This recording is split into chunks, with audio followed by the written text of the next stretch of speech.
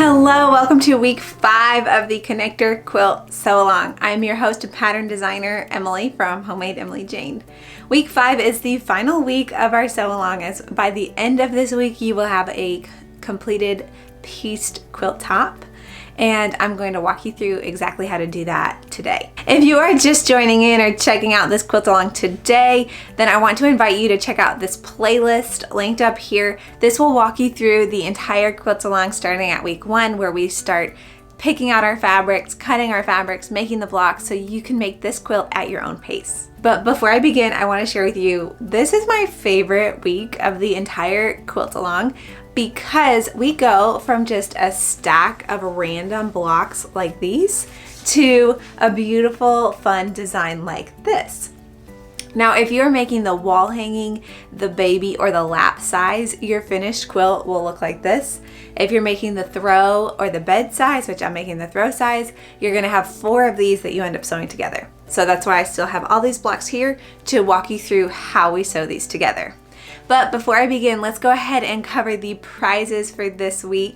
We have 3 winners for this week. The first winner will get queen size batting from Hobbs Batting. Another 2 winners will each get free quilting for their Connector quilt.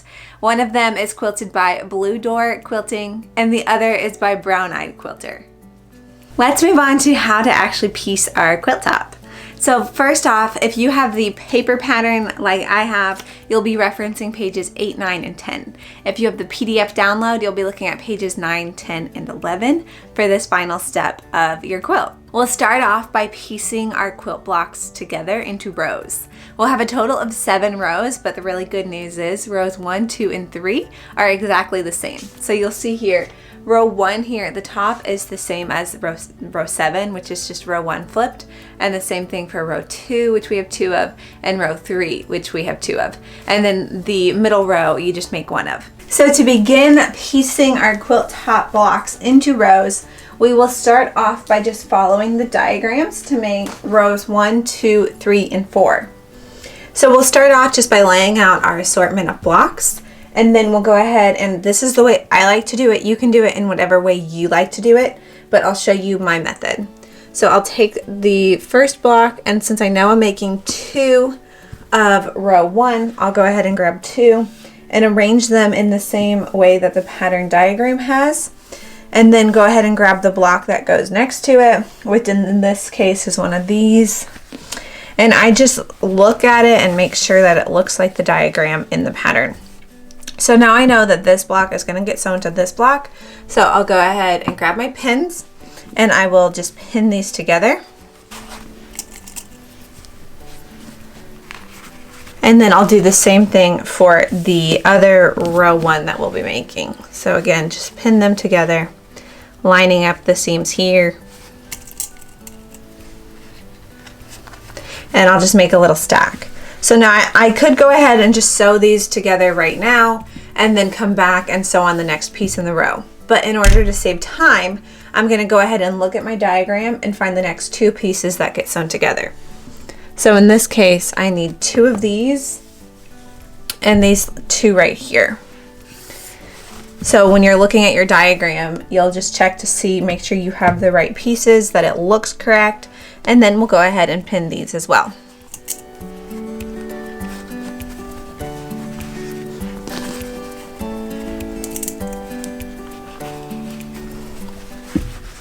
So now if you're following along with your diagram, you'll notice that these 2 pieces here also go at the end of row 1. However, it's a lone block at this point, so I'll go ahead and sew these together and then come back and add those once I'm ready. But since I am working towards a chain sewing fashion, I'm gonna just keep building this stack up by working on row 2 next. You of course can go ahead and sew these and finish your row 1 and then come back and start row 2.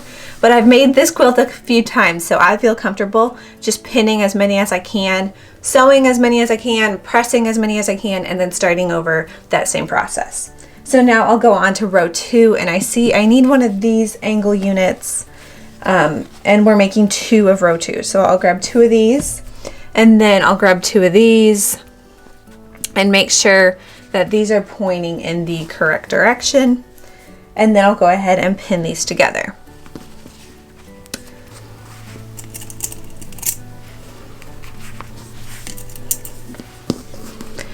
So by now you should have figured out that we're just going to continue doing that for as many of these blocks as we can. We'll get a nice big stack of pieces pinned, and then we'll take it to the sewing machine and stitch these together with a 1/4 inch seam allowance. Okay friends, here we are at our sewing machine with our stack of pieces that have been pinned. We'll go ahead and just start stitching these one after the other. I've already stitched on a scrap piece of fabric here, which is my leader, and that just keeps my threads from getting caught up under the machine. So we'll go ahead and grab our first piece. I have the 1/4 inch foot on my machine, and I'll just go ahead and stitch. I always like to stop right before I hit a seam to make sure that everything is laying flat. So all the way till the end, and then go ahead and pull your pin out. If you pinned in such a way that you would sew over the pin, make sure that you pull it out before you hit it, because we don't want to be sewing over any pins. You'll see here I keep my pins very close to the seam line, but I don't actually sew over the pin because that can get dangerous.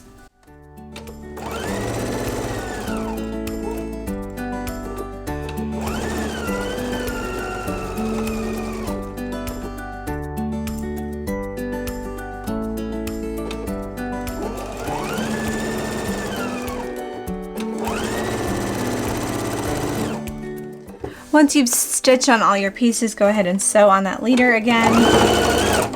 And then use your scissors to trim all of your pieces apart.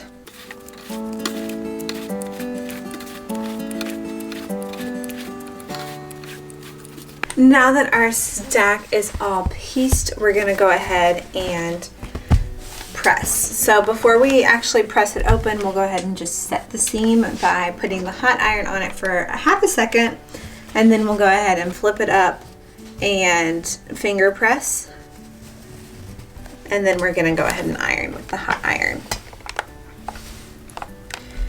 So you can let your iron sit there for a few moments. This is one area that I like to use a tailor's clapper. This is just a piece of hardwood, and we can go ahead and set the hardwood on top of the seam that we just pressed, and it makes it just a little bit extra flat. So when we lift that up, you'll see the point is nice and crisp, the seam is nice and flat. Another option that you can do if you don't have a tailor's clapper, you can use just a little spritz of Best Press right at that bulky seam, and then go ahead and press it to dry. Once it's dry, you'll notice it's nice and crisp, nice and flat, and pressed open.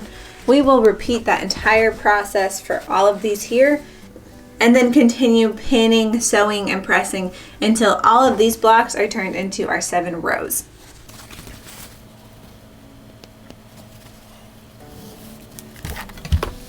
Once you've pieced all of your blocks into rows, you'll be able to sew the rows together into the completed quilt top. You'll see here I have 2 of row 1, 2 of row 2, 2 of row 3, and then 1 of row 4. We'll go ahead and sew it together so that we piece rows 1, 2, and 3 all into one block, and then rows 1, 2, 3, and 4 into another block. As I mentioned earlier, I always like to pin where there's the most seams. So you'll see here there's a big stretch without any seams, and again a big stretch here without any seams.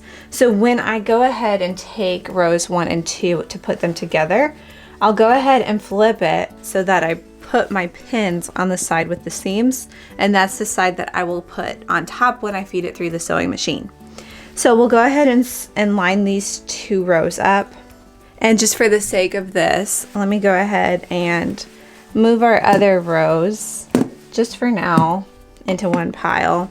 So now we can focus purely on what we're doing right here. So we'll go ahead and line it up from the center outward. So we'll start here and make sure that these points line up. And we'll go ahead and pin right here in the center. And then we'll go ahead and match our seams the rest of the way wherever we have a seam to match. So go ahead and line up the point and then put a pin right next to it. You'll see there's not a seam to match up here, so I'll skip that and go right to here and pin right here. And then we'll also pin here to make sure that this point gets nice and crisp. And then we don't want to go without a pin here, so I'll just go ahead and pin right here. So now that we did this half, we'll go ahead and do the same thing on this half.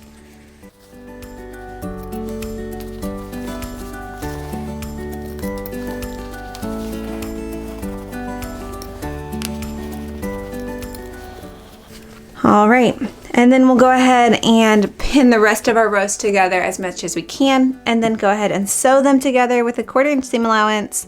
Press the seams open if you're making a throw size or a bed size, or to the side if you're making one of the smaller sizes.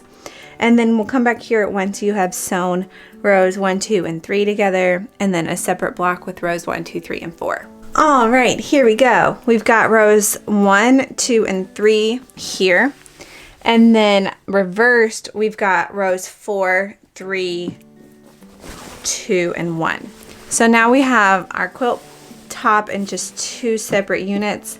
We'll go ahead and fold this side over, flip it around, and pin so that we can get these all together. So now we'll just pin these 2 together, sew them, and if you're making one of the smaller sizes, you'll be done. Again, if you're making the wall hanging baby or lap size, you just have to sew your 7 rows together, and voila, quilt top. If you're making the larger sizes, make 4 of these, and then we'll sew those together. If you are making the larger sizes, I definitely recommend pressing your seams open, because that will eliminate or reduce the bulk as you go to sew your 4 quadrants together. If you're making one of the smaller sizes, you can get away with pressing to the side a little bit more because you don't have to sew them together later on. Once your connector quilt top is all pieced, it's time to quilt it and bind it, and of course use the quilt as well. If you are new to quilting and you want some tutorials to help you quilt it, you can check out this video, which will teach you how to baste your quilt, or maybe even this video, which teaches you my 3 quilting hacks for sewing straight lines while quilting. And then of course there's also the option to send it off to a long arm quilter. If you want to have your quilt long armed, be sure to check out our sponsors for the Quilt Along. They are both offering 20% off their long arm services if you send them your completed connector quilt top. So be sure to take a peek at their work in case you wanted to get your quilt long armed. As far as binding your quilt goes, there are many different ways to do that. I personally prefer machine binding, but there's also hand binding as well. Check out this tutorial for my complete machine binding tutorial. Check out the description below for a link to my 3-part quilt binding series up on my website that will teach you everything you need to know about how to bind a quilt. Thank you so much for joining me as we made our connector quilts together. I cannot wait to see your finished quilt, so be sure to turn this quilt top into a finished quilt as soon as you can so that we can have finished projects and not a bunch of works in progress. If you want more quilting tips, tricks, tutorials, and patterns like the connector quilt pattern, be sure to check out homadeemilyjane.com and also connect with me on social media if you haven't already. Happy sewing!